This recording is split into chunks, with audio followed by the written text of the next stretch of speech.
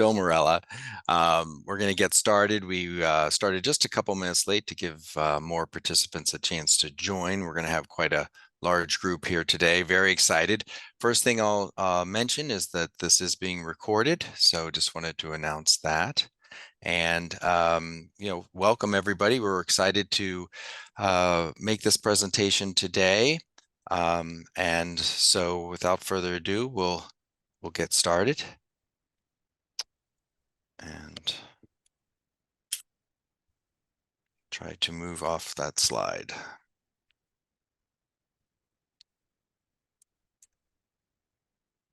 Okay, so my name is Bill Morella. I have been involved in the education and the career development of actuaries for a very long time now.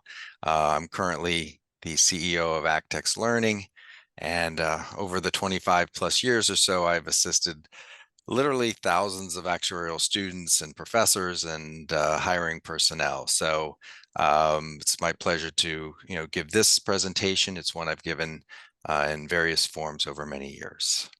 Maybe you can at this point, Bill, say just who we are at ACTEC, and before I introduce myself.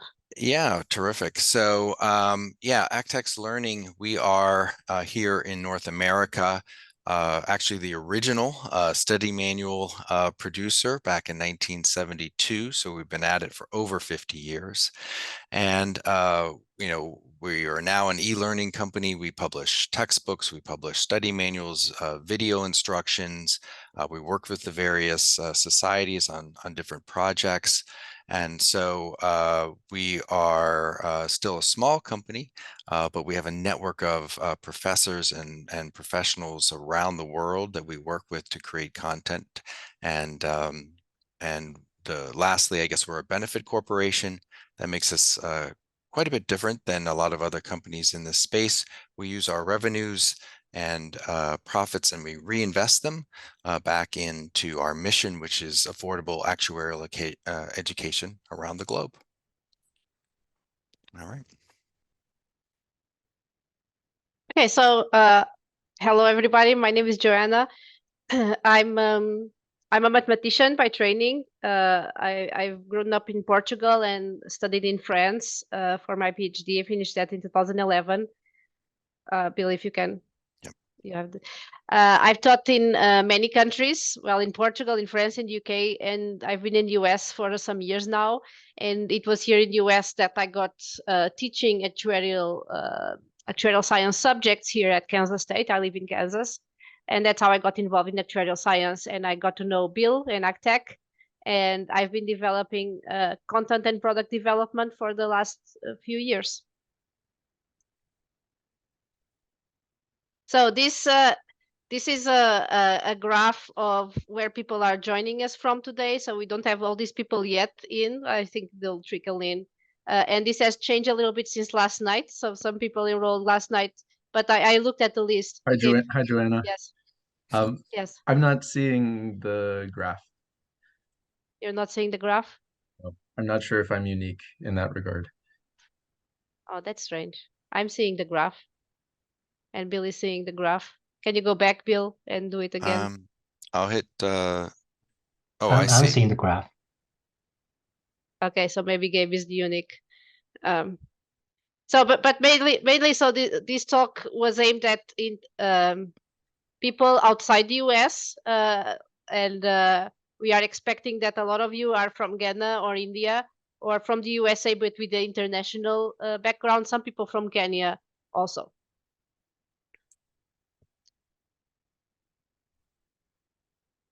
Do you want to go over this, Will? What we are covering today? I have. There does seem to be a delay. Do you want to take over the presentation, and then maybe it'll work a little more effective? Just try that. I'll stop share. Okay, let me share the screen then.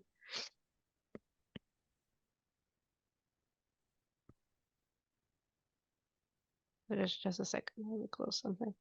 Okay, share. Okay, so let me put this in presentation mode. Okay, So this was the graph. In case, Gabe, can you see it now? In case people were not seeing it. I can see it. Yes. Thank you. Okay.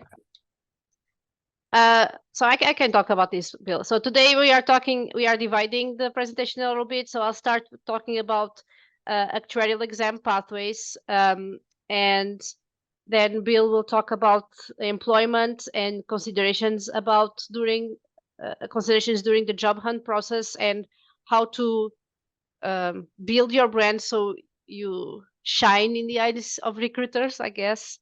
And then towards the end, we'll talk about actuarial exams, which maybe a lot of you are either in the midst of it or thinking about approaching them. They are hard, so how to pass them.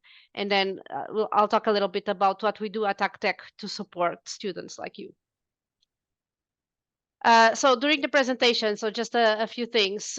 Please use the chat feature to ask questions. We do want this to be interactive, and when I'm talking, Bill and Gabe will monitor the chat and interrupt me, and vice versa. When Bill is talking, I'll monitor the chat. And then after the presentation, feel free to email us. Our emails are very easy to remember. It's Bill and Joanna at acteclearning.com. Also, one thing that I didn't include in this slide, but we did promise, we are going to raffle some prizes from the people that attended the presentation. So we'll see like a percentage of the people that attended will receive an email after, like maybe today afternoon, saying you won a prize. If you're taking an exam, that would be a study manual program or a goal program for IFOA exams. If you're not taking exams, maybe the R4 Actuaries textbook, which is always good to have, even if you are already qualified. Okay, so should I jump in, Bill, to actuarial exam pathways? Okay, so this slide is particularly important in this very international content like we are today, with students from everywhere. So there are many actuarial credentials in US and Canada. There are two main actuarial bodies. So as you probably know, to be an actuary, you need to be credentialed in most of the world. And what that does it mean? It's you need to be associated to one of these societies in US and Canada.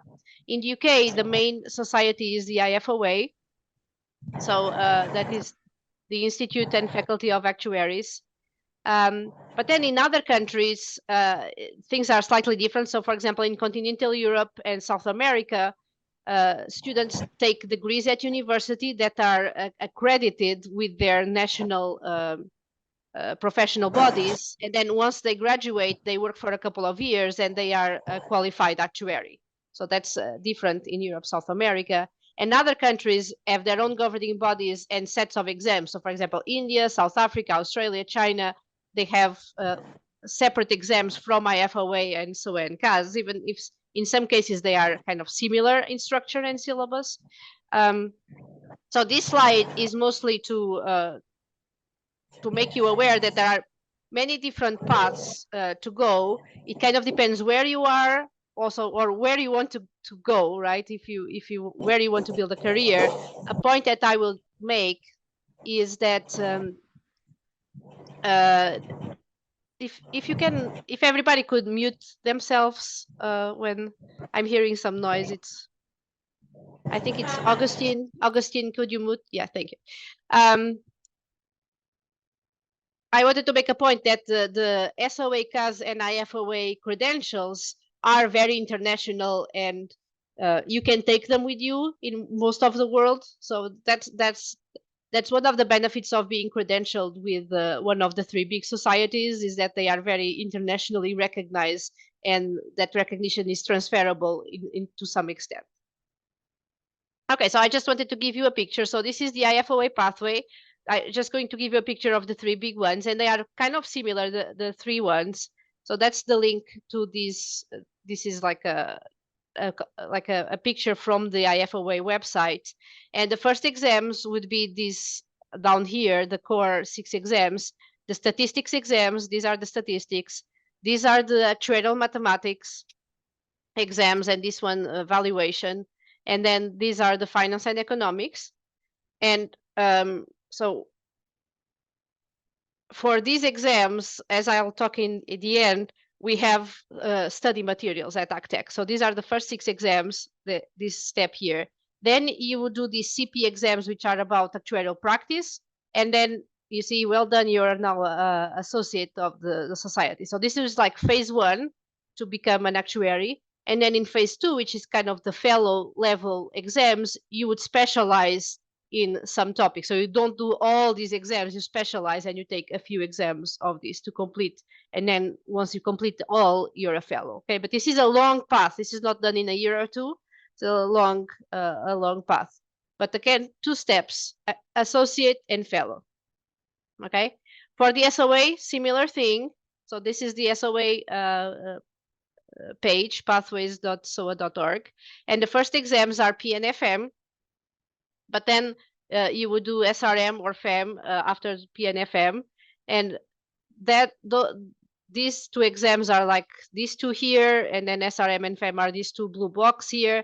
And it's a similar structure on the SOA. You have a first level that you become an associate. You do, so the blues are exams, the green are called VE credits, and they are things like topics like economics and finance that traditionally students here in the US and Canada do at university, but for international students, you would, for example, take an ACTEC course, and then some online modules, so and you become an associate. And then second level would be, again, the fellow level, where you don't do all the exams, you choose a path. So you learn deeper your specialization, okay? And for SOA and CAS exams, we have a lot of material. So as Bill said, ACTEC has been in the market for SOA and CAS for more than 50 years. Our main, our core product is what we call the study manual program. And it is like a comprehensive program that has manual, goal, videos, flashcards. I'll show this towards the end. And then CAS, similarly, good news is that the first 2 exams for SOA and CAS are the same. Oh, the difference between SOA and CAS. So SOA is the larger one here in North America, and it covers traditionally more life and health and pension side of things. And then CAS is the casualty society. Now SOA also has a general insurance track, but that's the general division. And as Bill is going to show you, the reason SOA is bigger than CAS is that there's many more jobs on the life and health track, as Bill is going to show you. But the good news for people that want to do the North American society is that the first 2 exams are the same, so you don't need to choose too early. PNFM are the same. Then you would do MAS 1, which is this exam here, and it's stats. It's a statistics exam. So again, the structure is similar. You do these first 2 levels that are the associated level, sorry. And then here you don't have choices, but you kind of go deeper on pricing and reserving, so casualty things, to become a fellow of the society. And just as for SOA, for CAS, we have complete study materials. Everything you might want, we have, okay? I'll pass it to you, Bill. Or Thank maybe you. I think you should keep questions? it. Yeah. Okay. Well, I think you should keep control because we were obviously having an issue there. And then, yes, if there's questions, people want to put it into the chat, we can just pause briefly and see if one pops in here. Otherwise, of course, you can hold the questions toward the end as well. And then if something comes in quickly, Joanna, I'll have you answer it. Otherwise, I'll start off with the employment section of this presentation. Okay, let me move forward. Yeah, you can. I think we can get started.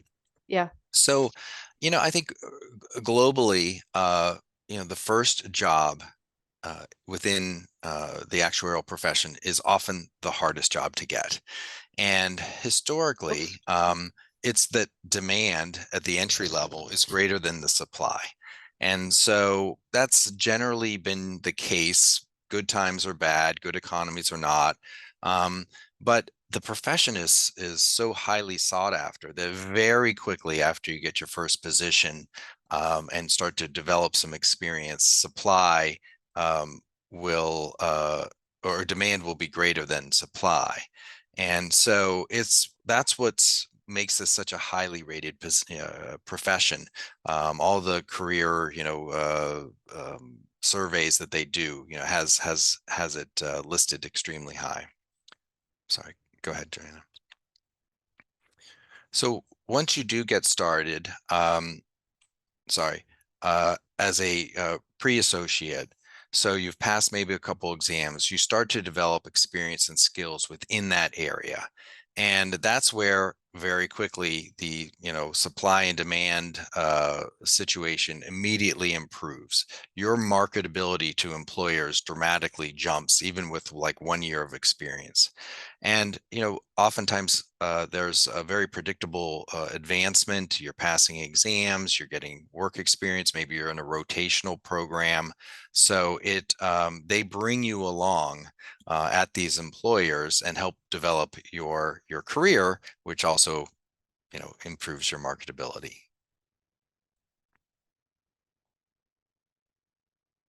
And so it's a virtuous cycle, basically. So you pass exams and you gain experience and you get higher pay, and it just keeps cycling up and up and up for you. Just a comment here in North America in particular, there's a lot of rotational programs. Those tend to be jobs where you might hold them for 18 or 24 months and then you move on. And as I'm going to talk about, it's good to kind of work in sort of the more traditional, the core areas. If you can rotate into pricing or rating, reserving, valuation, those types of things, those are the stronger rotations to get, rather than things like underwriting or marketing, things that are not core actuarial experience. And then at the fellow level, as you move up, you're going to really become an expert in a particular product area. And so the demand for your services is really high, and you developing other skills too, and advancement will become focused on things like leadership, management, your business acumen, your superior communication skills. And the key thing about this, and why we're talking about it today, is that this is what employers for entry-level hires are looking for. They're looking for potential that you'll be able to develop in this way. So as I'm going to talk about further, you're going to have to position your resume, your skill set, your brand to match what they're looking for, which are really fellow level skill sets that they hope you'll develop. All right, so now I'm going to first of all, before we get to that, talk about employment in the actuarial profession and some key considerations that frankly aren't all that well known, but are pretty important as you are doing your job search. So 3 key considerations. What product area is right for you? As I kind of touched on, core versus non-core considerations, both product and function. And there's always a lot of questions about insurance versus consulting. And so we'll talk about that too.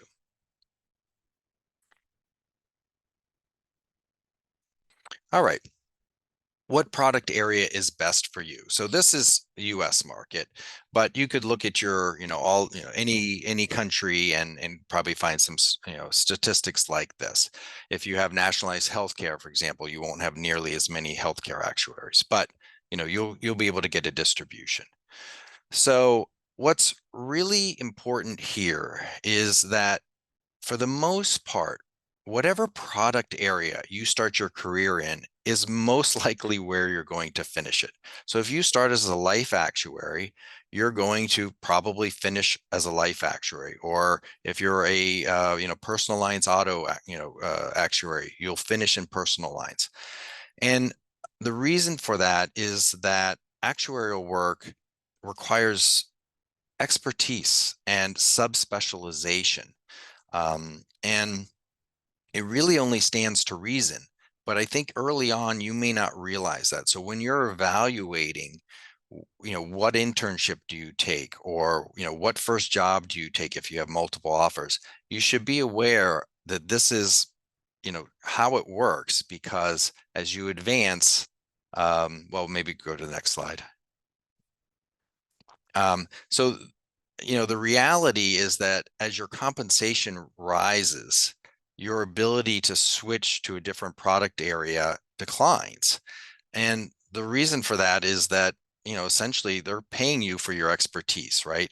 And not only that, if you're being hired into a life pricing position and your manager is a life pricing manager, they're not going to want to train you if your background is a retirement or personal lines. Like everybody's busy, so onboarding process is easier. It makes it a lot easier decision for the hiring manager, and as your compensation increases, they're going to you're not going to want to take a step backwards, right? They're going to want to pay you for your current expertise. So if we just look at, I think, oh, I'm sorry, I thought there was one other slide, but I'm just going to give one example, briefly about that. Thanks, Joanna.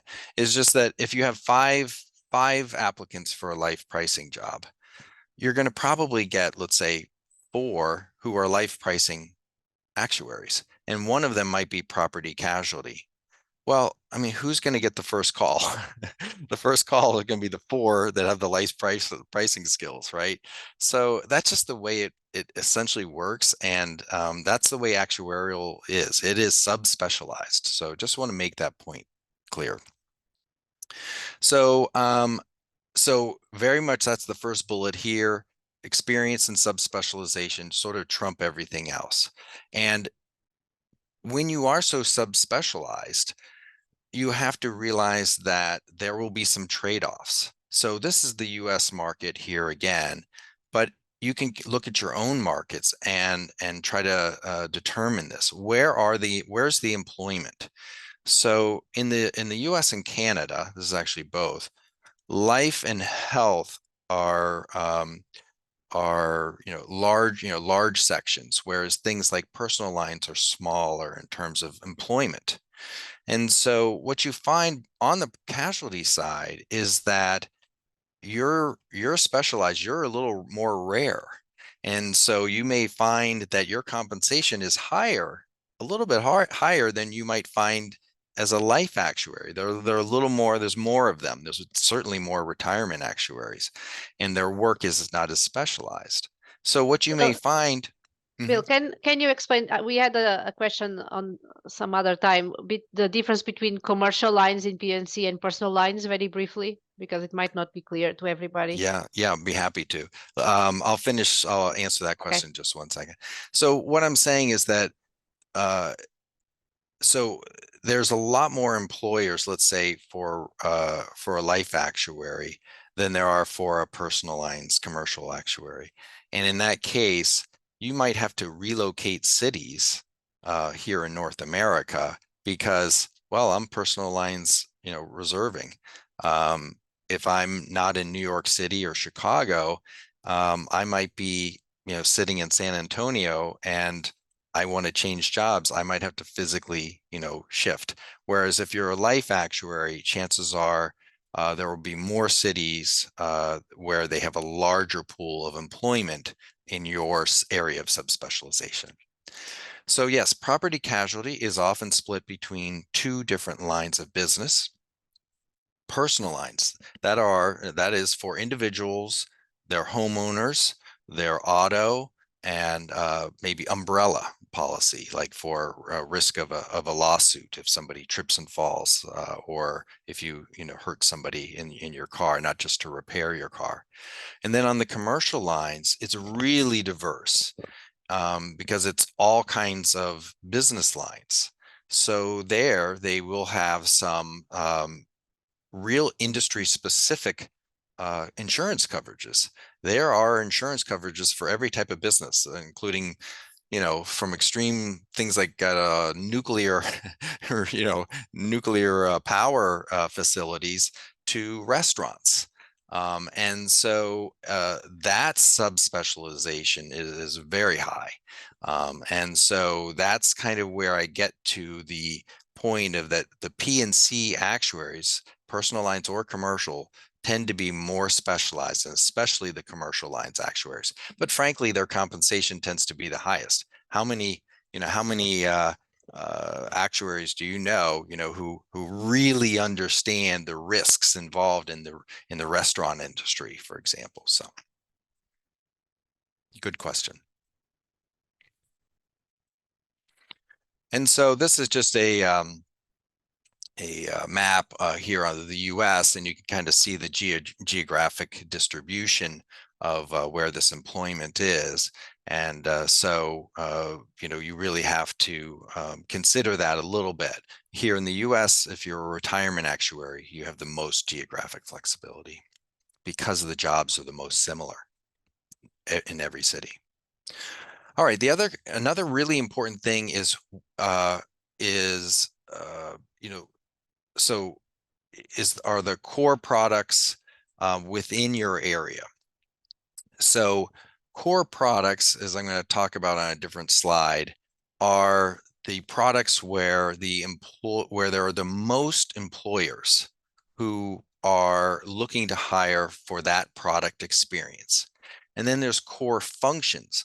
Those are the functions that you're doing at the company that are the most desired, where every company is looking for pricing and reserving, as opposed to some other types of functions like dividends or agent compensation, where, okay, yes, there are some companies that are huge and they have those people dedicated to that, but for the most part, that functional experience is not very transferable to other companies. So specifically, again, this is the US market. If you're in healthcare, you want to be in the core area or group health. Individual health policies for individuals who are buying it alone, not through their employer, is more niche. Same with long-term care policies, disability, things of that nature. Those types of policies are not offered at nearly the number of employers. So if you're going to go into healthcare, where's all the action? All the action is in group health. On the life and annuity side here in North America, all the action's actually on the opposite side. It's on the individual life, individual annuity, and very few people are buying group life policies, for example. So those are offered through their employers. That's just not the way it works here. So look in your countries and say, how are the insurance policies sold here in this country? And you want to be in the areas where most employers are selling their products. Doesn't mean you can't have a good career in these, non-core areas. I'm just saying, be aware if you're in a non-core area, think about that a little bit in terms of how do you proceed with your career. This is personal lines. Again, the core types of products are auto, home, and umbrella. That's what I mentioned. Non-core would be like travel insurance, surety, which are like surety bonds. Those types of things, very few employers offer them. Doesn't mean you can't have a great career at that company, but if you need to change jobs, travel insurance, it's not a great resume builder. And then on the commercial lines, here's the core and the non-core. Well, I guess if you want to live in Kansas, you can always work in crop insurance. That would be a good thing. Joanna lives in Kansas, yes, and that's the farm belt of the United States. So yeah, crop insurance is a lot bigger there. It's big thing here. Yes, that's true, but very few employers, relatively offer that. So, all right. So insurance versus consulting careers. This is always a popular topic. You see it on the discussion forums. And so here are some key considerations to think about. Bill, somebody was asking before we move forward, can you share some insight on warranty? Maybe there was something that was on the slide.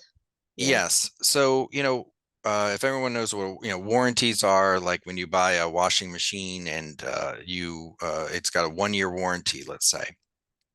Well, those are really backed by insurance policies. So the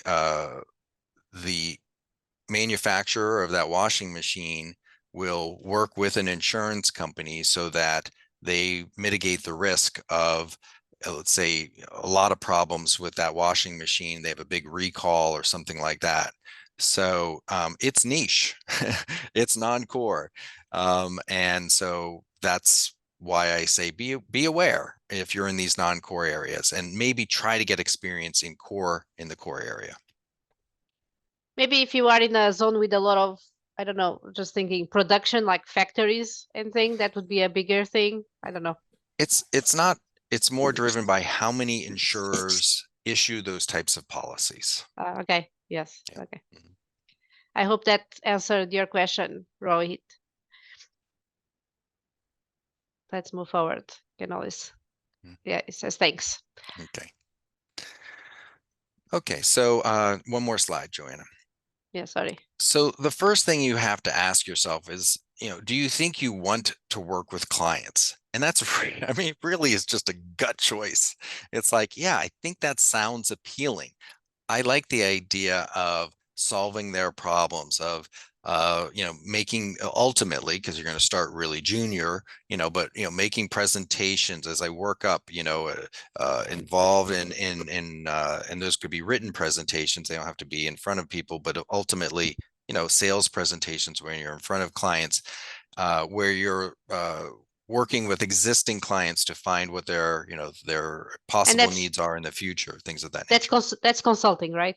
That's the Yes. consulting side. Yes. Mm-hmm. So like non-consulting would be more like back office, more technical. Is that what you're saying? Well, the back office, I guess your clients will be internal, right? I mean, you do want to do a good job, no matter whether you're on the insurance side or the consulting side. But consulting is let's go to the next slide. It's different in that, it's a client comes first environment. So you have to be thinking about that, and that creates some different kind of, pressures. So a lot of people are concerned about consulting because they feel like the hours are going to be longer, there's travel, all of those types of things. And I think that is, somewhat true. But what's really important is not insurance versus consulting, it's really your boss. Like, that's the most important variable. You could be at an insurance company and have to work really long hours because they're short staffed, or your boss or your boss's boss has a certain approach to work, and you're going to be working weekends and all those kinds of things. So and you can be in a consulting firm where they're well staffed. They really appreciate that you have to sit for these exams. They want to keep you because you're, a really strong performer. So consultants, everybody knows, turnover is costly. So what you have to do is you have to evaluate sort of the culture there when you're during the interview process, about identifying the work-life balance, because ultimately your client work is sort of, is important, and you got to meet the needs of the client. That's how they, turn on the lights, and generate revenues. But it really requires investigation. So you have to be thoughtful about those things. Just taking one step back. So like classical actuarial work in insurance companies, I think it's well understood. For consulting, the clients of the consulting companies that hire actuaries are what, smaller actuarial insurance companies? Who are the clients? Well, it really varies. So there's so many different types of client engagements, but some common ones might be, you might come to a consulting firm like a Milliman, who would have particular strength maybe in some cutting edge product development work, or they have some cutting edge research and database information to help you develop new products, for example. You might go to one of the big four accounting firms like Deloitte, if your insurance company needs seasonal, accounting, valuation, reserving work, things of, so there's different reasons to come to different types of consulting firms. Okay, thank you. So will you get your study time? I think in general, insurance companies will probably have a little greater schedule flexibility, especially if they're a large insurance company, just because there's, sort of staff and you can shift things around a little bit. But whether you're an insurance company or consulting, if you're sort of doing seasonal accounting work, if you're doing financial reporting and reserving analysis, there's seasonality to that, quarter ends and year end and all of that. So you're less likely to get your study time during these peak crunch times with the reporting. But overall, I would say that if you're really concerned about your study time, you might find that the insurance path will provide a little more flexibility, a little extra ease in getting the study time. In terms of compensation, I think that consulting firms, may offer a slightly higher initial compensation, but there's plenty of insurance companies that are also going after the same, top talent pool. And so there won't be a huge difference typically, but, it's case by case, right? You'll see when the offers come in, hopefully you have multiple offers. As you gain experience and advance your career, I would say overall, consulting is going to pay better than your peers at an insurance company.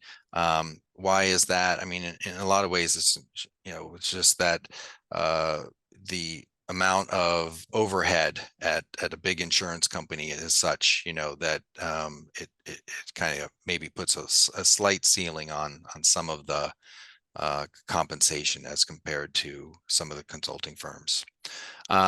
Defined benefit consulting is a bit different than insurance consulting. It's somewhat of a separate industry, and I maybe talk about that for anyone who's more in the US and Canada, because it's kind of specific to that. So I'll skip over that. But ultimately, I think what's really important to remember is that your compensation really just depends over time on your individual performance. So I would not worry about insurance versus consulting. If you are a strong performer, you will be paid, and they will provide more opportunity for growth. And that's not only in your responsibilities, but also in your income. So do what you love, right? I So saw we a have a question. Yes. Yeah, I see that. So maybe you can't can really do like approximation for the US, yeah, it's hard or for me to maybe comment. relative to other fresher. Just make a comment that how well is it paid compared to other professions, maybe. Right. It's very hard for me to comment outside the US, and I'm going to have to get up to speed on that, but I haven't done so yet. Here, I think it's a very attractive starting salaries, and I think they're really moving up because we've actually had a supply and demand shift a little bit here. So you're going to be offered a base salary typically in the 60s here, and that compares very well with data scientists, and you may have a bonus opportunity on top of that of, let's say, 10%. That compares well with IT business type of general business positions. I think it's much better than a lot of other opportunities. If you were a maybe an English major and trying to come out and or a marketing major or communications major, it's significantly higher. So it's attractive from a compensation standpoint for sure, I think even entry level. What Bill said was $60,000 a starting salary. You said it shortened for maybe non-English speakers. It's so around. Oh, I said 60. Yes, Sorry. $60,000, which is quite good. Like it's comparable to assistant professor in most of the US and things like. So I'm in academia, or my husband is. So it is quite an attractive entry level job because they start much younger than a professor would, and then there is kind of every time you pass an exam and you advance, there's a little bit more, right? Usually, Bill. Yeah, they have it structured with these. In India, I'm sorry, I can't answer India specifically, but we can do some research, Anjali. Yeah. I can Yeah. let me write a note, and I can ask. I do know people that work this industry in India, and we are getting to know more about India, Anjali. Mm. I'll try to find out some numbers and I'll email you. Okay. Okay, let's move forward. Okay. Did I? Yeah. Yep. All right, now we're going to get into the section on building your personal brand. This will be my last main section, and then we'll turn it back over to Joanna. Okay. Divya has kind of said, Divya is, he's based in India and he works as an actuary in India, Divya, actuarial assistant. And he says 5 to 6 LPA, Anjali.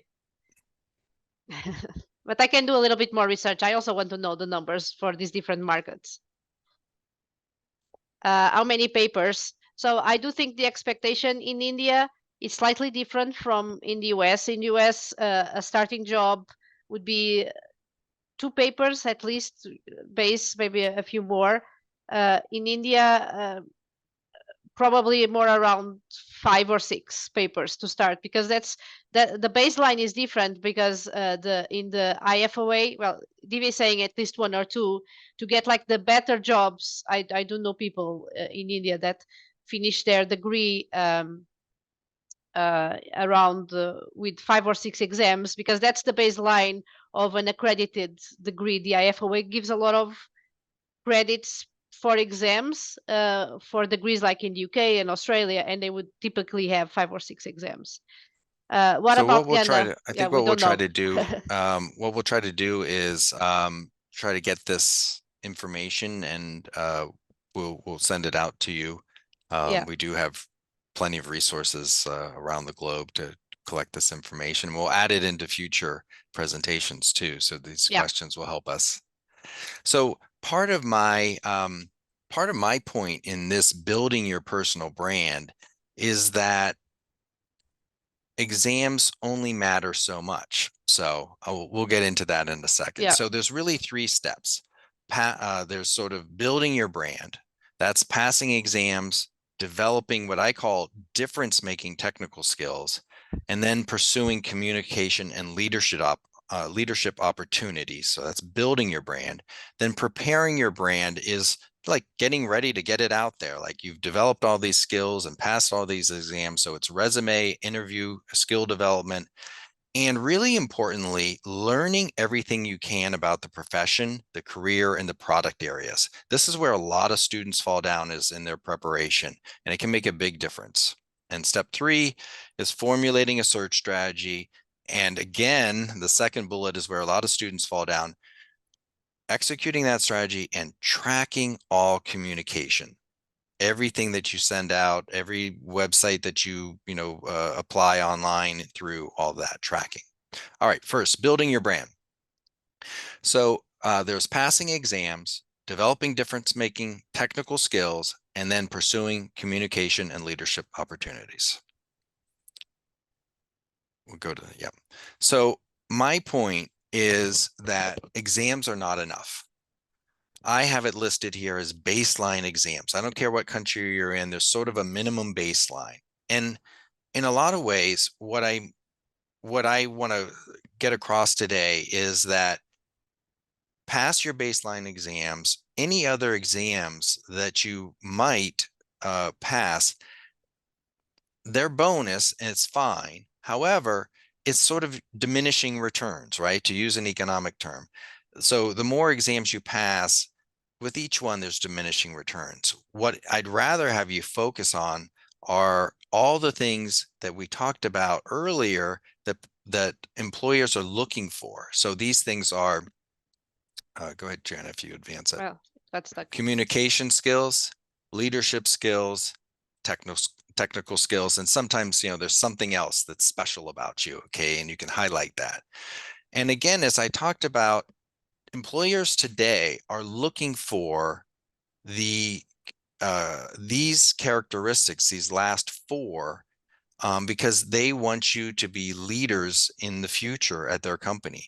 So you can get the baseline exams, and that's fine. but you really need to build your personal brand in these other areas to be the most attractive candidate you can be and get your, your first job in the industry. Now, also, we should not minimize the impact of some sort of co-op or actuarial internship. It's called different places and different things in different countries. But that's really important. So building your brand, and then as early as you can, try to get an actuarial internship. That really, between your exams and the internship, that gets you a long ways. Well, and if you think about it, during your internship, you're probably working on your technical skills. You're probably working on your communication skills. I mean, and they get to sort of try before they buy, so to speak. That's an expression here, right? They get to see how you're performing in this position. Now, I'll also comment that it's important to kind of be willing to relocate for your first job or for that internship, things of that nature. I think it's really important that you just get a foot in the door, get started in your career, and then down the line, if you want to move back to your hometown or something like that, hopefully you'd have an opportunity. Somebody's asking about technical skills. What type of software are used by mostly insurance companies that potential interns should learn? So what are the technical skills that people should learn? Well, there is a lot of, there's Alpha, and there's a lot of sort of software that different companies use. But I think, start off with really strong Excel skills, Visual Basic skills, and Python. Yeah, Profit is good too, but that's some more of insurance industry. But as somebody who's just kind of getting started, I would say Excel, Visual Basic, and actually Python. R is great, but it's used for on the exams and things. It's more used in academia than it is actually in industry. So SQL is not bad, because SQL is like good. You can do the job of a data analyst, right? It's database. So that's also good. So all those kind of core technical skills are important. And then you learn the software that the company is using later. Yeah. Yeah, and in my book, I think I talk about, ways, and even in longer versions of this presentation, I have to be a little mindful of time. Where you can get these things, but I'll just comment on this briefly. Like, do some activities that demonstrate that you have these technical skills. So pass a course and things. Pause right there, Joanna. Sorry. Pass a course. That's fine. Pass a do a coding camp and get a certificate, or, things where you can post it on your CV, on your resume, and demonstrate that you've completed some skill development in that area. I like a project you did in college when you did like a Excel or VBA project in college, or some like Python project. You can highlight that. You don't just need to list the courses you did. You can highlight a project you did in college, for example. Perfect. And specifically say in Excel or in Python or in R, so that they actually see it, because these days too, right? You apply online and, AI, and they're searching your resume for keywords. So put a lot of keywords in your, in your CV.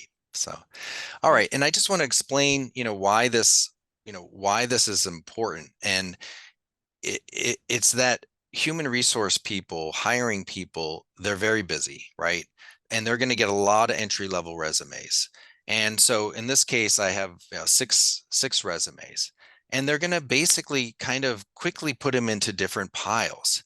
And if you look here, everybody's kind of passed what I called the baseline number of exams here in the US. Okay. But the people that are going to actually go from not likely to the yes pile, the people that are going to get the interview, are the people that have demonstrated on their CV communication skills, leadership skills, technical skills, and an internship. If you, unless you're applying for an internship, of course, but that's what gets you into the yes pile. They have too many applicants, so they're going to be going through, and you want to be building your brand, building these things and getting them on your CV. That will get you into the yes pile. So, just to reiterate key points, the actuarial exams are almost taken as a given. It's a starting point. You want to get those exams passed, but then it's really better to focus on developing communication, technical skills, rather than, passing one more exam. Look for opportunities to build your leadership skills. It does not have to be within your university, but there's obviously opportunities, to be, vice president of a club or something, something along those lines. And then the result of this, as I said, you'll be put into the yes pile, and you'll be better prepared, frankly, to interview. You'll have more to talk about. If you have those projects like Joanna talked about, and they're listed on your CV, you'll have a more interesting conversation. You'll be more likely to receive that job offer or internship offer. All right. So when you're thinking about your communication skills, these are writing, business writing skills, their public speaking skills, and their interview skills. All three need developed. Your goal, ultimately, when you're employed as an actuary, is to be able to communicate technical content to non-technical staff. And, I can't underscore that enough. That is a real skill, and it's in short supply. I don't care, actuarial or mathematicians or engineers or whatever. That's a real skill. On the technical side, you want to be able to demonstrate that you can contribute to projects more quickly by developing these skills. And one of them is accounting, honestly, because of the financial reporting aspects to a lot of actuarial positions. It's good to have a nice understanding of accounting, and that's why here in the US it's historically been part of the VEE process. Leadership skills, it's obvious but you got to seek out these opportunities, right? Look for them. If you can't get those opportunities, put on your resumes how you have demonstrated initiative. Self-starters, right? I mean, that's attractive to any employer. So your goal, as we've talked about a few times now, is to demonstrate that you have managerial fellow level potential at their company. And then there's other skills. If you've coming to the actuarial profession from a different industry, look for ways that you can sort of indicate that you have transferable skills or tutoring experience, teaching experience. Those types of things demonstrate communication skills. Look for ways to highlight your life experience and show that will benefit your actuarial career. All right. The next steps are in building your brand are preparing the brand and launching the brand. And I'll go through this a little quicker. But the most important thing in my mind is to learn about the industry and the profession that you're looking to enter into. Too many students, let's go back for just 1 second. Okay. Too many students don't do that. And if you can do it, you will really set yourself apart in the interview process, and it helps you prepare for your first job. And let me just explain for 1 second, and then we'll go to some resources for it. If you have been reading articles and you read about what the industry trends are in the life insurance industry in your country, and you have an appreciation for how that's impacting insurance companies, what's going on with interest rates, how is that impacting it, what's going on with COVID, what's going on, how's that impacting things, you will be able to set yourself apart. You'll be able to comment. It's like, it's funny that you mentioned that. I actually read an article about, right? And of course, that's going to leave a really positive impression. And it helps you prepare for your first job because you have a little better understanding of the big picture. What's going on? Why am I doing what I've been asked to do? Okay. So you can do this research on your own. Almost everything is free practically. So, there's a lot of industry trade publications. There's a lot of free industry newsletters that you can sign up for and boom, and hit your email inbox. Google searches, you got to do this before your interviews. Here's a couple ideas of the search terms that you could put in there that allow you to look ahead and look back on what's going on in this industry. I'm a big fan of the Wall Street Journal. It's just simply here in North America, the best paid business publication. Financial Times might be another really good one out of the UK. And then just going to the society websites, including the IFOA website. I need to update that. So we'll kind of just, each country is going to be a little bit different, but LinkedIn is super important. Any type of local career fairs at your university or within your region, definitely participate in that. The key thing is everything is so online, so electronic now that students just kind of, they'll enter it and they forget, and they don't they'll get a reply. They don't remember even applying to it, all that kind of stuff. You can't do that. Just set up a spreadsheet, track everything that you do, every submission that you make, and every email that you send, every phone call that you've made or received. Track all this information. It's really important because you don't want to be left. Everyone has a great memory, right? But it's only so good. You're gonna need to track this, and it'll help you with follow-up, right? And really be organized and very professional about launching your brand. That's So this is just my reminders, just in the interest of time. I'll just highlight the last one. Courtesy matters. Send prompt thank you notes and express clear interest. Okay. You've got to let them know, I am really interested in working at your company or interning at your company. Don't be shy about it. Put it right up front. Thank you for your time. I'm super excited about the opportunity. Then you might put in a little bit more. And then in the end, I can't wait to hear from you. I'm so excited. That's the kind of thing. Nobody wants to hire somebody if they feel like they're like, or they're not sure how excited they are. So make sure that's really clear. So this is just sort of a summary here. And this is what employers are seeking on the left-hand side. That's what they're looking for. If you do it all right, you will be put into the yes pile. Then you've got to interview and get the job. Okay. But you can't get the job if you haven't built your brand, launched your brand, and gotten into that yes pile.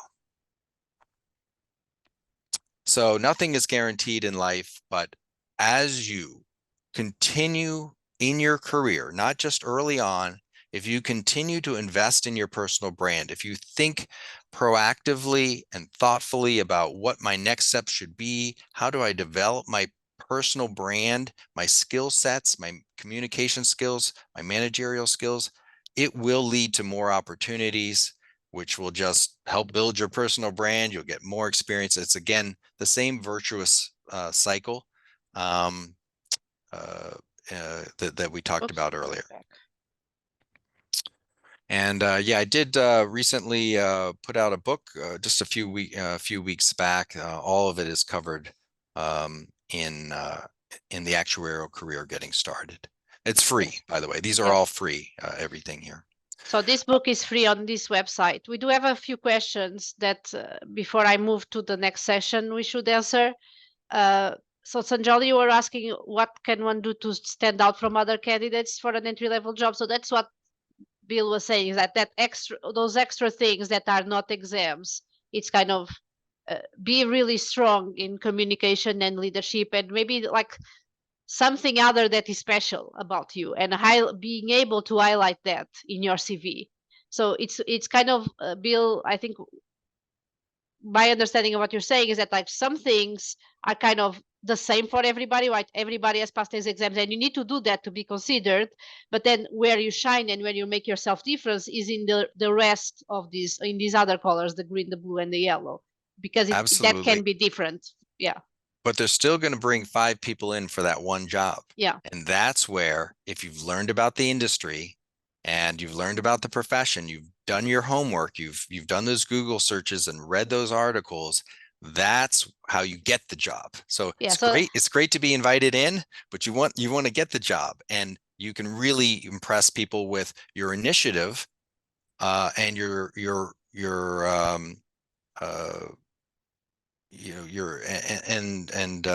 know, the word I'm looking for, but your initiative and just your I guess dedication to learning about the profession in advance. So, and I think that also answers Joseph's question. So he was asking, there's that question, why do you want to work with this company in an interview? And as I was hearing Bill talk, like, you do your research about that company before you go, and you find something that you genuinely like, right, about them, and you answer that. What is that a good thing to say, Bill?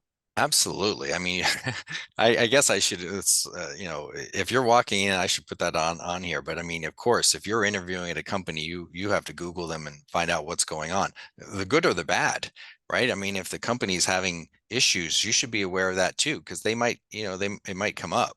And it might be important to you.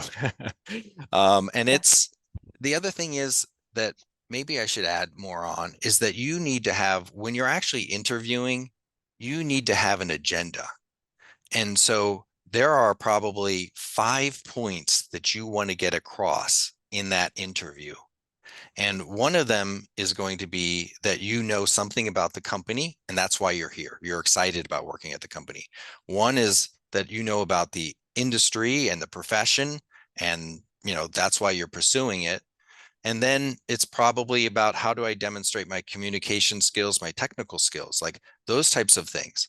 It's not probably about the, oh, I passed this exam. Like that's not, because it's a starting point. It's not a differentiator really for you. When you're in the interview, the differentiators are the things I mentioned just previously. And we had an earlier, so we talked about entry level salaries, and then somebody was asking, like, what is the dream? What is like the highest, or at least around the average highest, like fellow level salary for FSAs in US? Bill, do you have an idea? I'm sorry, I was trying to read. I was reading the chats. The entry level what? No, the fellow, not the entry level. So we talked about the fellow entry level. Yeah. Fellow level, like what is the average? Like I imagine it can go very high, but average, like high salaries. Well, so there's a number of resources which will give you some great detail on that. And we could even send that information out. 2 websites come into mind. One is, they're both headhunting firms, recruiting firms. dwsimpson.com has a salary survey, which will give you all kinds of details on the full range of exams from entry level all the way up to fellow. And then Actuarial Careers, I think it's actuarialcareers.com. It's a headhunting firm out of New York. First one was out of Chicago. And they have another salary survey, and they post all the information there. So basically, I mean, a fellow, it's probably going to be first level fellow, maybe $115,000 plus bonus. And then, yeah, it does go up from there. By the time you're a VP, or, you know, 180 plus bonus, something like that. But those surveys, I think you'll have fun kind of going to those surveys. So rather than listen to me, look at the numbers. Those 2 websites will probably be fairly similar. Okay, it's about Dafu was asking, is there an opportunity for people who just completed a degree in actuarial science but have not taken exams yet? And I think it depends on the country you are. What is the demand? Here in the US would be very hard before you kind of can demonstrate that you can pass the exams and you are committed to the profession, because that's also what exams show, is that you're committed to pursue this. In other countries might be different. It might depend on the available people in the market. Taking 1 or 2 exams is always kind of a great point to start. Okay. I think we are a little bit short on time now. We've kind of passed the 1 hour mark. I really want, so I think I'm going to go very quickly through this part because I really want to show you somebody was asking about study software, and I really want to show you our product. I just want to make a point that exams are hard. So these are SOA statistics of passing rates of SOA exams, and IFOA exams is similar or worse. So exams are hard. You see, like PNFM, which are the first 2 exams and the easier exams. Well, more people take it also if you see total attempts much higher than the rest. But it's below 50%. So these are hard exams. And they are hard because the concepts are hard and they are long. And here in the US, there's no partial credit for these exams. They are multiple choice. And there's a lot of things that I could say about passing exams. It's kind of my specialty. Maybe we'll do a second session later in the year or in 2024 about passing exams. I do want to send you to in our website. If you go to textbooks and then careers, so there's 2 free books, Bill's book on the career and then this book about studying for exams. It's free, $0. So and it's written by Roy Ju. He became a fellow at 20 years old, so that's something. I don't know what really that is, but it's, I mean, he's very good at passing exams, right? And he's successful in his career now. We actually have an interview with him on our YouTube channel. Bill interviewed him a while ago. And there's a lot of advice in this book. Some of it, so this is from that book.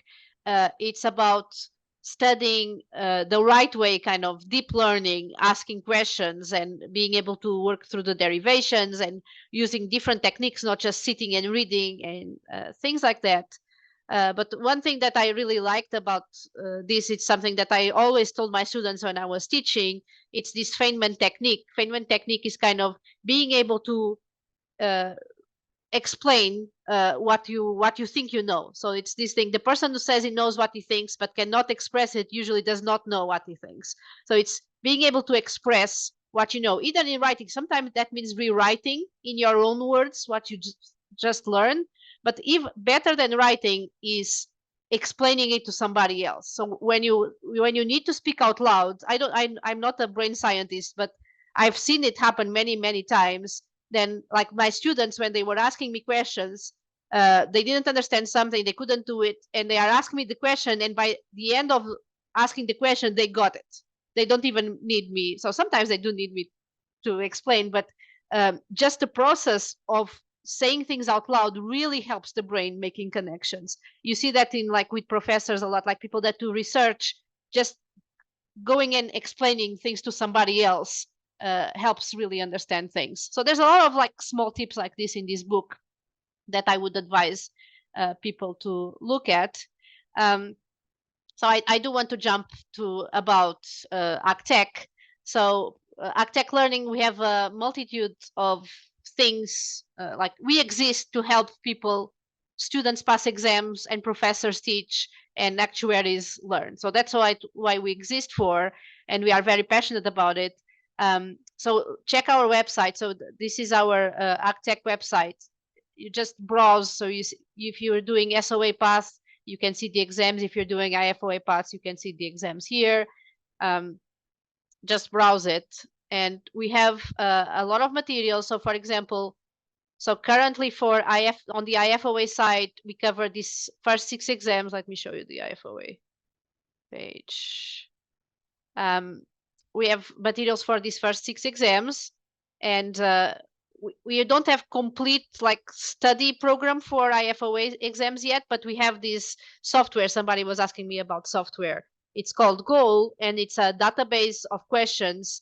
So for example, for CS1, these are the prices. There's a free 5-day trial up now for all the IFOA products for people to try it.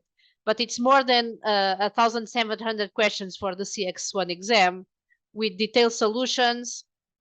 And it actually comes with videos, free videos now, more than 140 videos on the topics. And I'll show you. If you are on the SOA side, if you're in Ghana, maybe you're doing SOA exams, our core product is the study manual program and what it includes. So these are the pricings here. So the six months license includes the manual, which is hundreds and hundreds of pages and examples and exercises. And the manual is like detailed explanation, like somebody's explaining it to you. It covers the whole syllabus. Then it includes goal. Then it includes instructional videos. Then it includes flashcards, a planner, topic search. And all our materials are hosted in our e-learning platform. Sorry, the sun is shining on my screen. Okay.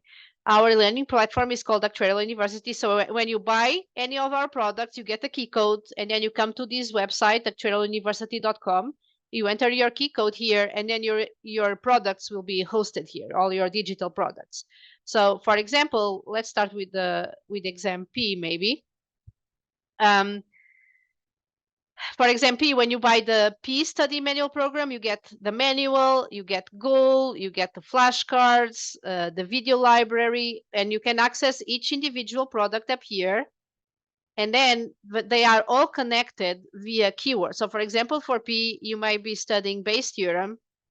So when you search for Bayes theorem, you can come here, see the little definition of Bayes theorem, and then maybe you want to watch a video about Bayes theorem. So you can click here and then watch, it will filter your video library for videos where Bayes theorem is mentioned.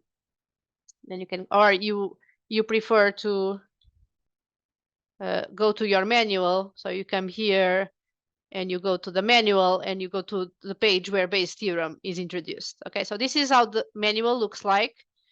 This is our e-reader, like the online e-reader for manuals. It's called Eureka.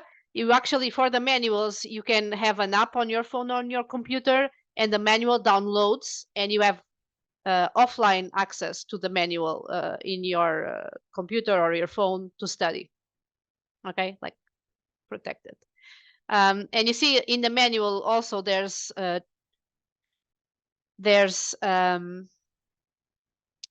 tags everywhere. So maybe you are studying expected value and then you want to do some exercises. So maybe you click here, you can see the expectation, and then you can go to goal for P. I have it locked. I don't know why. I should have go for P.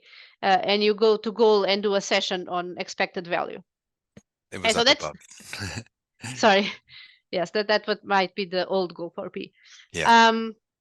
And another little thing that we have in our platform is this scheduler. You can select which material you're following. Maybe we are following the ACTEX P manual, and it will tell you, you say your starting date, your end date, and it will tell you how much time you should pass studying each thing. Okay. So maybe let me show goal on the IFOA side, because that's what we have for IFOA. So imagine you're studying for the CS1 exam, you buy the CS1 goal product that I showed you. So it comes with goal, the video library, and the formula sheet. Okay. And so what goal is, so goal is quite a nice product that has a database with thousands of questions, so more than 1,700 questions for CS1, but for example, CM1 has more than 2,000 questions, and you can practice, do quizzes and simulated exams. And then all your performance is being tracked in the background, and it's telling you how prepared you are to take that exam. So for example, imagine you're in CS1, and there's also Bayes theorem in CS1. So you are learning Bayes theorem, and you want to do some exercises about Bayes theorem. So you can select specifically what you want and the difficulty level. So let's do all. And you see there's 31 questions on Bayes theorem. The practice questions are multiple choice, but then we also have, I'll show you a written answer example. So when you're here, you solve your question, you answer. In practice mode, you'll get feedback right away. You get the solution. You get the test tip sometimes. Just saying that trees are very good ideas when solving these Bayesian problems. And sometimes also we have common questions and errors, like people. So one very important thing, when you buy the goal database, when you buy this product, you have access to a professor. You can send questions to a professor here. So we have one professor monitoring each database and answering the questions of the students. And when students ask good questions, they actually can, or if there's a typo, but they can add to the solution, and they can add these common questions and errors. And with time, this is bigger and bigger, this sample of common questions and errors that are very useful when students say, oh, I did this wrong. Why? And sometimes the answer is right here. Okay.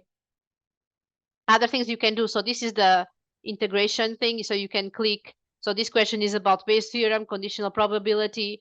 So maybe you don't know, when you start doing the exercise, you notice you don't know enough, then you would be able to go to watch. So this is CS1, right? So you can go to the formula and review sheet to see the formulas, or you can go to the video library, because there are some videos available in CS1 to learn about Bayes theorem. So you click here and go and learn Bayes theorem in your video library for CS1.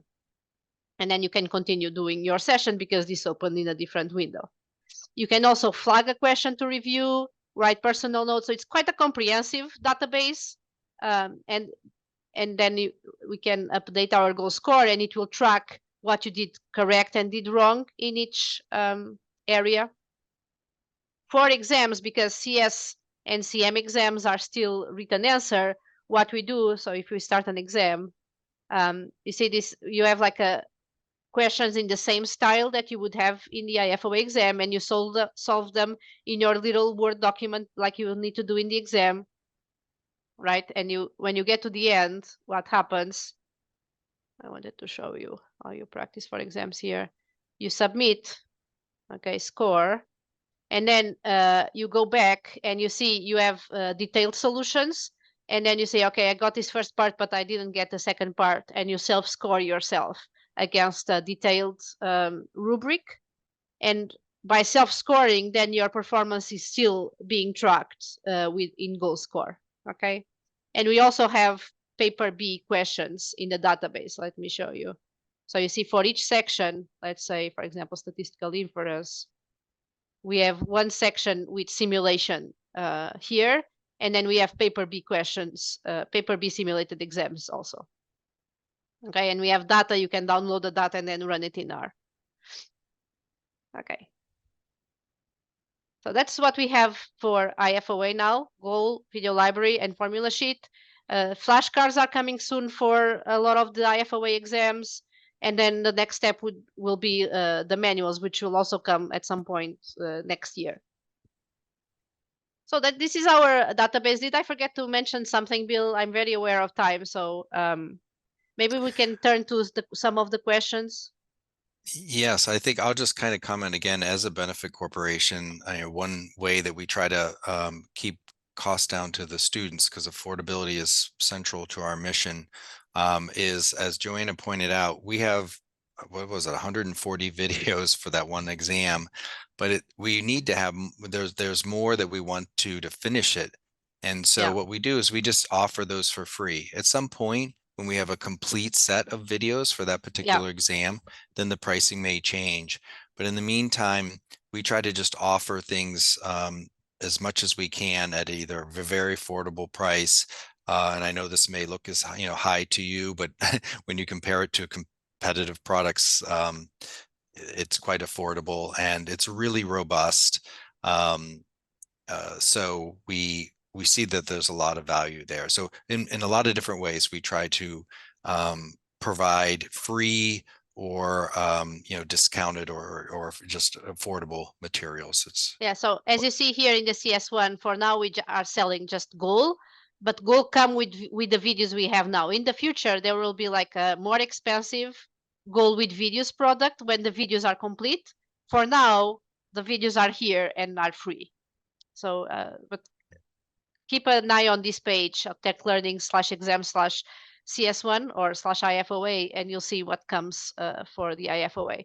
For the SOA side, for people from Ghana, if you're doing SOA exams, we have everything and more than you can need for like exams P and FM. So it's very complete there. Maybe I'll turn to the chat to see if there were some questions. So somebody, Peter from Ghana, it's good to complete my master's in actuarial science before taking the exams. I would say you could be taking the exams as you're doing the master's, especially P and FM. They are not master level courses. They are undergraduate level probability and financial mathematics courses. So if you can, so that's what usually people do here in US. P and FM are kind of undergraduate level expectations. And if you have a master of actuarial science, you should more than able to pass PNFM. You just need, well, you still need to study. So that's an important thing, is that even if you're studying these things at school, exams are kind of particularly need to study for the exam. Maybe our next talk needs to be about how to pass exams, because it's kind of a whole topic. So you still need to study, but it would be good, I think. Another important thing is, I always say when I talk to universities, is if you're passing exams while in school, you have the advantage that you have professors to ask questions to while you are preparing. So use the resources you have. If you're a student, there's scholarships, there's the professors, there's the library of your university. You have a lot of free resources, or free or part of your environment, that you can use. So I would definitely recommend start passing exams while you're still at school. Okay, Peter. And then Roy, it was asking, can someone develop mathematical aptitude if one ignored the same informative years, as the actuarial course is very math intensive? And the answer is, I think, is yes. So I'm a mathematician. I know people think that people are born good at math or bad at math. I really don't believe that is true. Math is something you learn. You need to work, but you learn. And we do see a lot, maybe not a lot, but there are people that do career change. They didn't start in actuarial science and they move into actuarial science. Well, usually it's not from, like romantic languages and things like that. It's more like from STEM subjects. But the actuarial science is very math intensive, but it's very applied. It's math that is very applied. So you need to have like a good base, maybe like Calc 1 and 2, and be very good at, you cannot do like mistakes like on simplifying expressions and things like that. So you need to be good at the very core things, but it's not you don't need very fancy mathematical knowledge to do actuarial science. Statistics, yes, you do get to learn kind of fancy like deep statistics with time.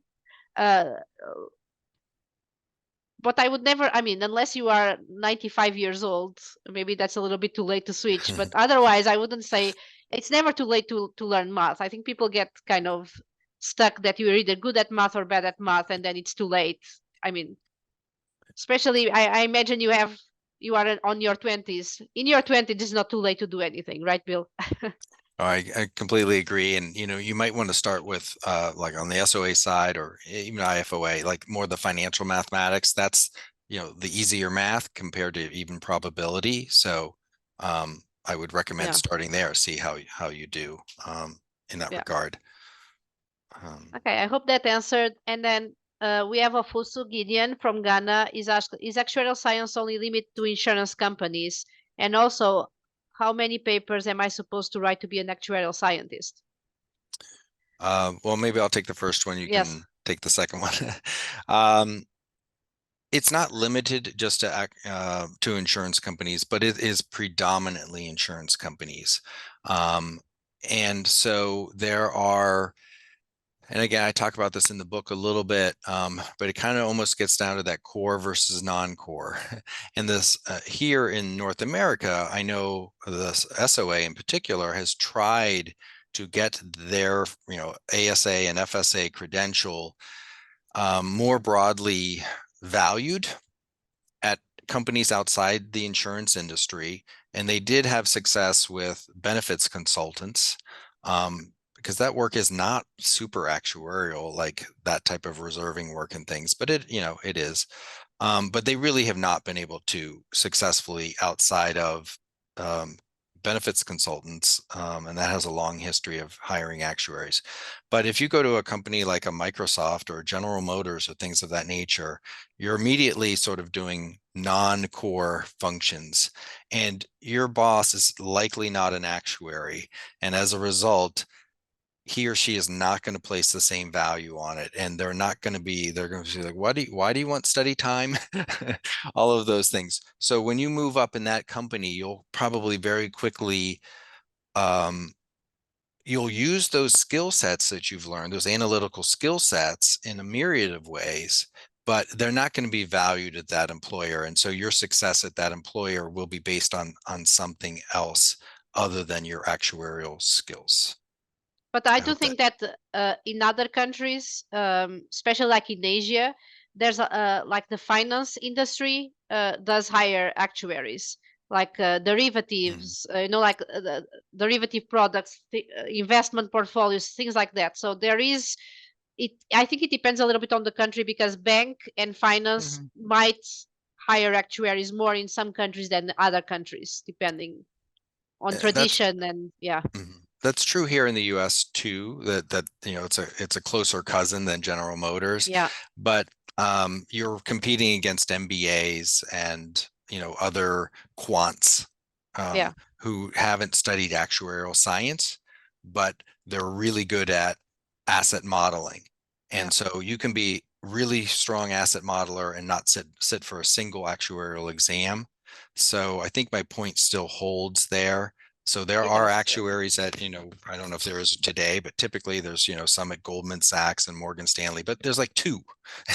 So that's kind of like, because that quant skill can be developed. So what I think the main point is that the advantage of the actuarial career is that it's kind of a protected profession in many aspects. Companies need to have actuaries qualified. So it's protected. Nobody else can do that job except an actuary. In that sense, it's protected.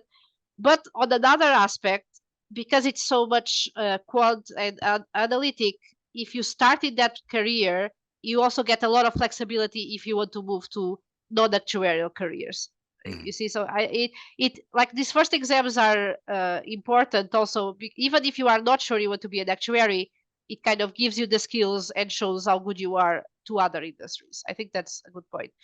How many papers you're supposed to write to be an actuarial scientist? So that's quite a bit of papers. You remember those paths that I showed you? So if you go to the SOA page, you click become an actuary, you'll see. So there's a bunch for ASA and then a few more, and it's many years. So it's like 6, 7, 8 years to become a fully qualified actuarial scientist or actuary. Okay, Ofuso. Can a 17-year-old apply for exams in SOA? So this is Jatin. We do know Indians start very early. We have heard that. I don't know if there's an age limit for SOA exams. Do you know, Bill? I don't believe so. I don't know why there would be. And Roy got passed all those exams. I'm guessing he passed his first exam, in high school. Yeah, he did. The author of that book, AAT, that became a fellow at 20. You can only become a fellow at 20 if you start in high school. So you can definitely write exams while you're still in high. So 17 would be high school age here in US, and there are not a lot of students that take exams that early here in US. But yes. Okay. Okay. I'm coming to the back to the presentation just to make sure I didn't forget anything. Maybe put up at least the slide, that has some of the resources. Yes. So the resources that we have made available. You know what? I can't see it for whatever reason. Well, I'm not sharing my screen. That's why. Oh, okay. Okay. These are. I encourage everyone to download them because they're quite strong resources. They're free. Well, besides that, do the goal trial. Do the goal trials for download the formula sheets. IFOA goal trials. The formula sheets we have for, is it both IFOA and SOA, CAS? Yeah. Yes. And again, we want you to pass these exams. We want you to get those jobs, that you're pursuing, and most of the materials that would be able to download at one point were paid for. And as we look to continue to find ways to meet our benefit corp mission of affordability. Free is nothing more affordable than that. So we keep trying to offer more and more resources free. And so we worked with Roy Jew and Mike Jennings, the Actuarial Exam Tactics authors, earlier this year, and said, hey, would you be willing to give back to the community and take this book that's, certain universities would buy it and give it to all their students. It's really highly regarded book. Would you be willing to waive your royalties? And they agreed, and so now we can offer it to students around the globe. Okay, this is what I showed you, Actuarial University. Yes, so that's our emails again. Peter is asking if there's actuarial jobs that those in Ghana can do online. So I imagine for international companies. There are jobs that are full online now. I think there might be a problem with where people live, right, Bill? Because of. Well, I'm not a employment law specialist. Yes. I do know, unfortunately, in the United States, our immigration and work visa policies are not good. Yes. I'll leave it at that. I don't like them. Yes. So Peter, I would say you have a better hard. chance in Yeah. probably a better chance in Canada. One company, I'm trying to remember, there is a company called Jacobson out of Chicago, and they do contract hires. So if you're experienced, I think you'd be more likely to be selected for a contract hire position. So those things might be possible, but I'm not super familiar with contract hires in North America or outside of North America. So yeah, so Peter, do look, there are especially since COVID, there are many more like positions that are fully online, in the sense that you can work from home, but they might require that you live in US because of this immigration laws are very strict in US. Well, it's the US, but still they are very strict. For foreigners, you would think they would be less strict, but they are quite strict. You need to prove that no American can do that job and things like that. And you are asking if the exams are the same across all nations. Yeah, so if you're taking SOA exams in Ghana, it's the same exam people are taking here in the US. Well, the exams it's like a pool of questions, and you get a randomly selected number of questions out of that. But the SOA exams in Ghana are the same as the SOA exams in the US. And if you take IFOA exams in Ghana, they are the same as the IFOA exams in India or in the UK. Yes. Okay. I think this has been very successful. Thank you so much for so many questions. This has gone long now, 1 hour and a half. Thank you for hearing us. I hope this was useful. We wanted to cover a lot, and it's kind of it's very on brand that I wanted to show you more about our products, but we end up talking a lot about other things that are important, and we kind of leave our products to the end. We hope that was useful for you all. Yeah, and if you have other questions and things, because I still see some things coming in, you can email us. I might suggest that you, like, if it's career related, read the book first. If it's exam prep related, read Actuarial Exam Tactics first. That will answer a lot of your questions, and frankly, in more detail than I might be willing to take the time to write a response. So I would definitely start there. They're pretty thorough resources. But there is a very employment in this field is 99% to answer one other question that came in by chat. So at least here in the US, I mean, if you're eligible to work in that country, I'll put it, let me put an asterisk on that. If you're eligible to work, let's say in the US as a US actuary, then unemployment's like 1%, and it's more transitional, then you will find another position for the most part. Might take a little bit longer if you're tied to a specific city or your certain circumstances, but generally speaking, your employment prospects are very high.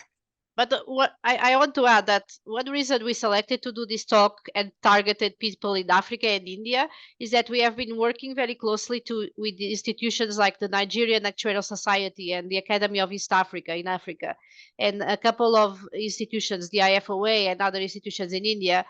And these are markets that are seeing, they already have actuaries, but people that work in the area are expected that in the next 5-10 years, the demand for actuaries is going to be very, very high. Like in Nigeria, in Kenya, in Ghana. Ghana is close to Nigeria, so I imagine people circle a little bit around that area. In India, for sure, because India is a special market, because Indian actuaries work for their internal market, but they also work very much for their international markets. So if you are in these countries, I think you have a lot of opportunities coming your way soon, either if you want to move abroad or if you want to stay in your own region. So I think that's an important thing to say. I've been to the IFOA conference in the summer. Bill has been to the ARC conference here in the US, the SOA conference. And we hear again and again how important these developing markets, Africa and India and Asia, are, and how they are coming front of the future of actuarial science, right, Bill? Yeah, and the reason for that is as nations develop, they need risk management, capabilities. You can't invest in that business, and without risk management components to it. And insurance is one of the largest ways to manage risk globally. And so insurance is a real key underpinning of personal and business financial advancement. And so as these nations continue to move forward economically, it only makes sense that the risk management and insurance piece develop alongside of it. Yeah, so it's a bright future ahead of you all if you work for it, I think, right? And thank you for listening. And we hope you think of us when you have needs to study for actuarial exams. If you have any questions, do not hesitate to email us. Bill, you want to say your goodbyes? Yeah, no, just thank you, everybody. We look forward to further advancing our products to meet the needs of you all, as well as the people that come up behind you. We're taking the long view here, and just want to wish you all the best with your exams and your careers. And we will be, yes, we will be emailing, like selecting from the people that were here today. Maybe we had around 40 people, so maybe let's do 4 prizes. We had 45 people. We'll raffle 4 prizes from the people that attended, and I'll email you to know which exam you're studying for, or if you're not studying for an exam, maybe we'll do the R4 Actuaries textbook. So we'll get some free stuff out of, at least you heard us, and then you still get free stuff. So that's hopefully good. Thank you for all the kind words. Thank you, and thank you for the meeting. Hi, Festus. Hi, thank you for coming. Good evening. Thank you for coming, Joseph. I know it was very early there in Montana. Joseph is in Montana, so it was like 7:30 for him. And see people from all over the world. Yeah, in fact, even for here it was 5:30. Yes, in Kenya. You're in Kenya, right, Festus? Yeah. Okay. Thank you. Okay. Yeah. Hello. Hi, Joseph. Yeah. I hope it was useful. Yeah, it was very useful. useful. I got a lot of things answered. Okay, so I can hang out for a few more minutes if somebody wants to ask questions out loud. Bill, if you want to hang out also, but then if you want to leave, that's also fine. We'll see you next time. I think we'll probably try to organize something like this again in 2024, maybe around the passing exams. I think I felt I rushed through that part. I wanted to talk more about it. Okay, goodbye, everybody. Bye.